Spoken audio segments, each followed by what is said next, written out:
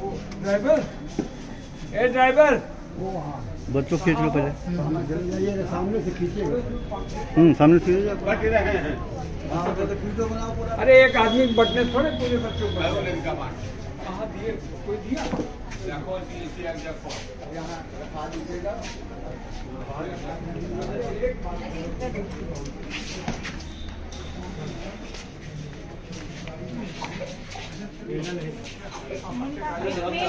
हीला नहीं था।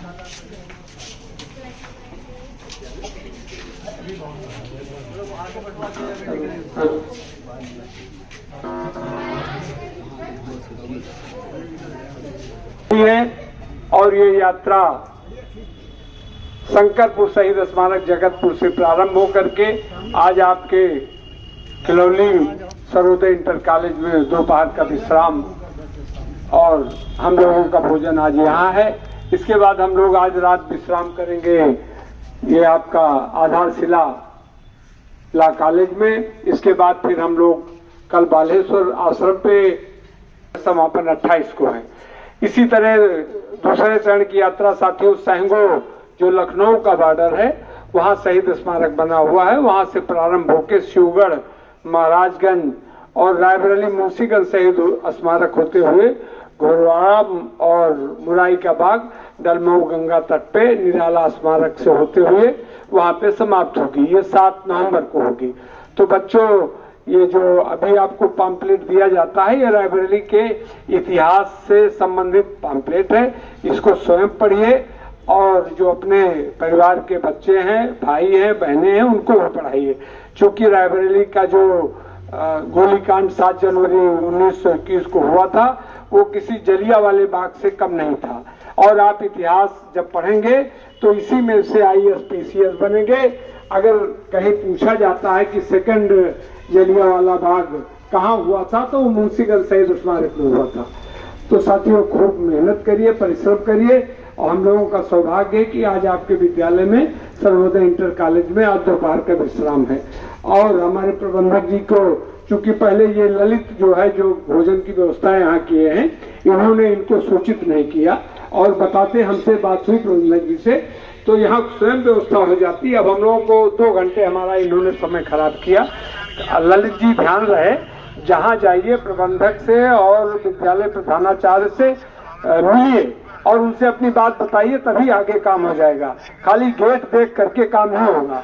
तो साथियों ये यात्रा हमारी स्वतंत्रता संग्राम सेनानी परिवार की यात्रा है और इसमें अपने बुजुर्गों को और अपने अभिभावकों को जाकर के घर में बताइए कि अभी हम लोग लालगंज से इधर ही रहेंगे, आज रात ला कॉलेज में विश्राम करेंगे।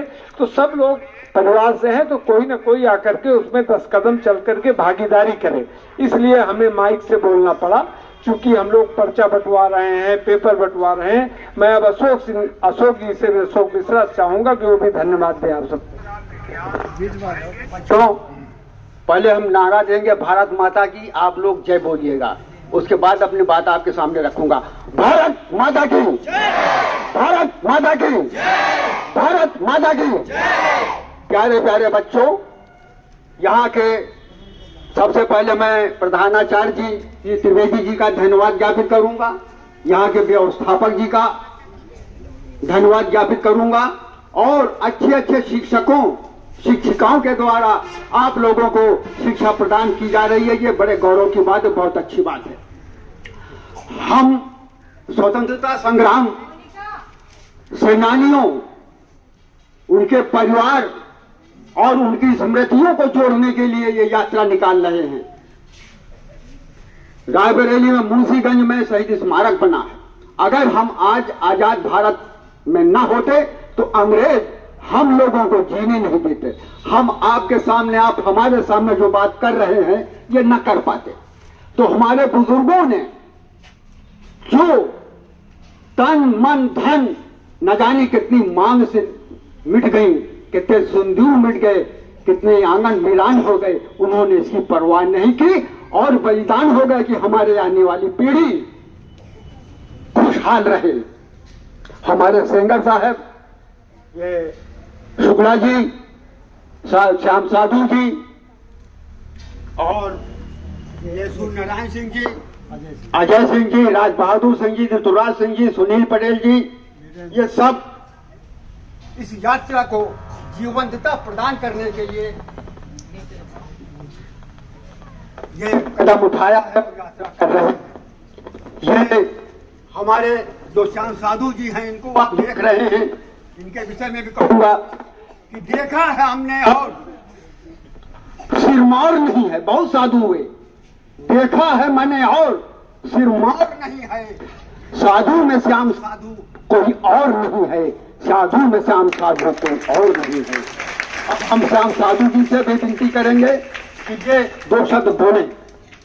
धन्यवाद मिश्रा जी। अब मैं श्याम साधु के बारे में साथियों, एक रायबरेली के ये बहुत बड़े पर्यावरण और पशु सेवी और संत और किसी शंकराचार्य से कम नहीं है। इनको बच्चों एक बार देख लो और हम बोलेंगे श्याम साधु, आप बोलेंगे जय श्याम साधु, श्याम साधु। अब मैं श्याम साधु जी से चाहूंगा कि इन बच्चों को और विद्यालय के जो अध्यापक हैं, प्रबंधक जी हैं और जो यात्री स्वतंत्रता संग्राम सेनानी परिवार की यात्रा चल रही है, सबको अपने आशीर्वचन दें। श्याम साधु जी।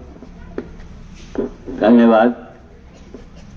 यहाँ के विद्यालय के प्रबंधक, पूरा उनका स्टाफ और प्यारे बच्चों, देखिए ऐसा है कि हम लोगों के अंदर एक चीज बचपन से भर दिया गया है। बच्चे उधर थोड़ा ध्यान दो, हम आपको देख रहे हैं। क्योंकि जितने बाबा हैं वो पेशेवर होते हैं, पैसा देते हैं और लोग उनको ध्यान से नहीं सुनते हैं। एक आदमी आज के जिले का है जो आज पूरे वर्ल्ड के लिए उसके काम चुनौती बन गए हैं, पूरे वर्ल्ड को। तो आप लोग घर बैठे फेसबुक पर और यूट्यूब पर श्याम साधु सर्च करें तो आप सारी कारगुजारी को देखेंगे।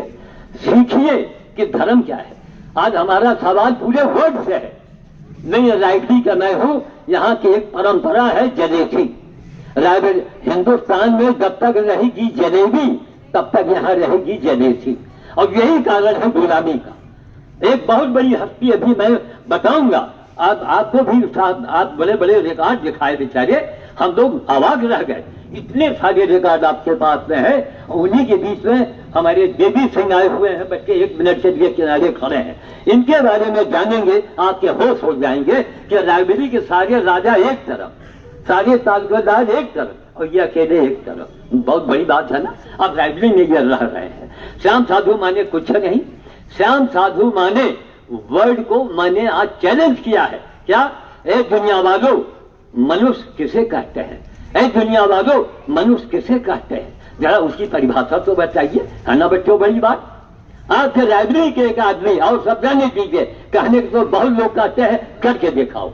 यूट्यूब पर देखेंगे, गाय, गधा, घोड़ा, कुत्ता सेवा करने में पूरी जिंदगी हमारी बीत गई। लावारिस। मैंने एनजीओ नहीं बनाया, मैंने पैसा नहीं मांगा।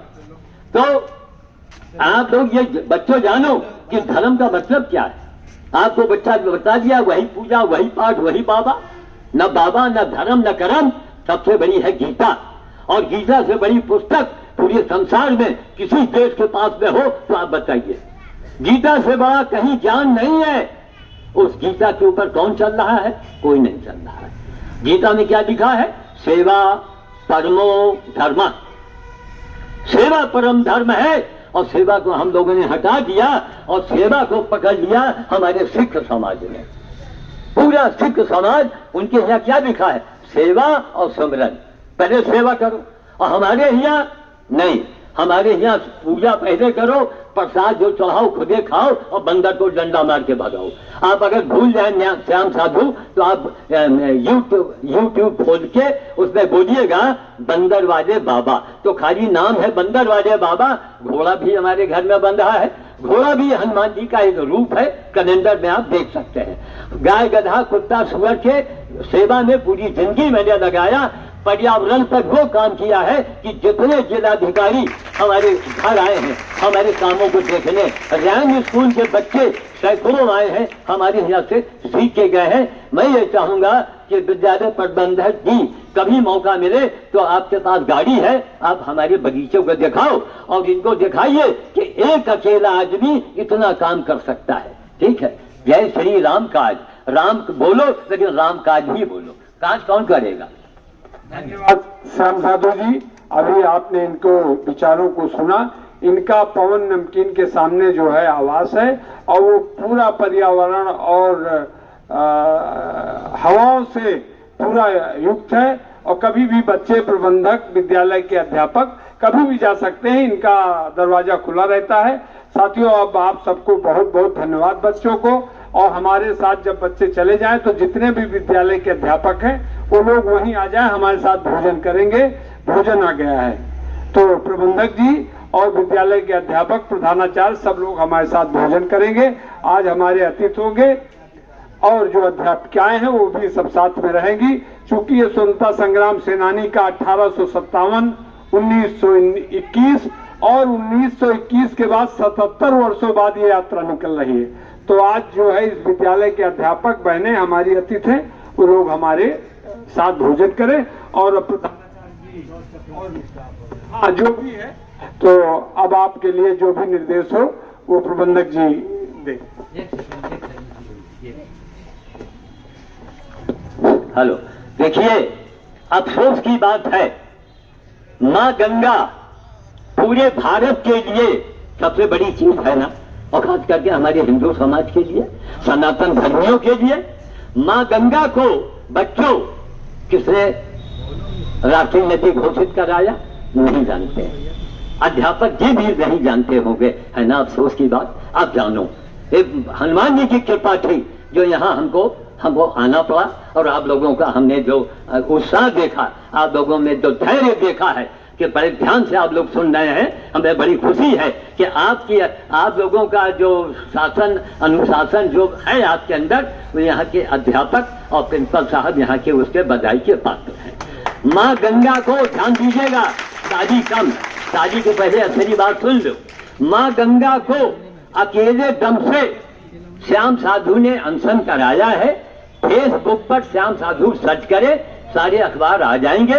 अब सोचिए अकेले दम से न कोई बाबा आया, न कोई हिंदू आया, 150 लोग आए, अपने विचार लिख के चले गए।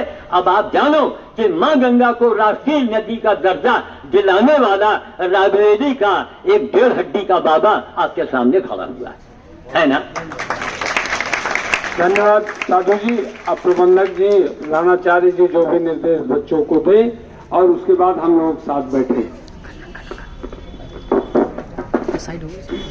हम यहाँ सभी देवतुल्य बंधुओं को बहुत बहुत सादर नमन। और हमारे इस विद्यालय में आप जैसी महान हस्तियों को अपने बीच पाकर हम बहुत गौरवान्वित महसूस कर रहे हैं। और साथ में हम चाहते हैं कि आपका ये जो प्रयास है ये निरंतर चलता रहे, और आपके द्वारा हमारे छोटे छोटे बच्चों को ये पता चला कि हमारे जो महान हस्तियां हैं जो आज हमारे बीच में नहीं है, जिन्होंने हमारी स्वतंत्रता के लिए अपने जीवन की कुर्बानी दी है, और आगे चलकर हम उनके नाम को तो याद रखें, साथ में उनके लिए कुछ ऐसा करें जिससे हमारा ये देश और हमारी ये मिट्टी हमेशा उनके बलिदान को याद करती रहे, उन्हें हम कभी भूले ना। धन्यवाद। सभी बच्चे लाइन से क्लास टीचर के साथ गेट पर जाएंगे और बाकी स्टाफ हमारा ऑफिस आ जाएगा।